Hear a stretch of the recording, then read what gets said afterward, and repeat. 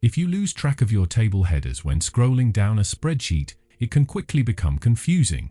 In this video, I'll show you how to freeze rows and columns in Microsoft Excel so important information always stays visible. So let's make these table header rows stay visible whenever we scroll down on sheet. To do that, I'm going to select this A6 cell right here.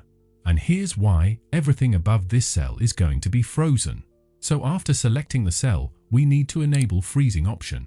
Go to the top menu and click on the View tab. From there, click on Freeze Panes and then select Freeze Panes from the drop-down. And now, table header rows will remain visible whenever I scroll down on the sheet. But there's another problem. When I scroll horizontally, the client name column disappears. I want this column to stay visible as well, but let's disable the current freezing. After selecting previous cell, click on Freeze Panes, then select Unfreeze Panes. To freeze the client name column, we'll use a simple trick to freeze both rows and columns at the same time. In this case, I have to select first cell in column C that is below table header rows. This means all rows above the selected cell and all columns before selected cell will be frozen. Now go ahead and click on Freeze Panes, then select Freeze Panes again.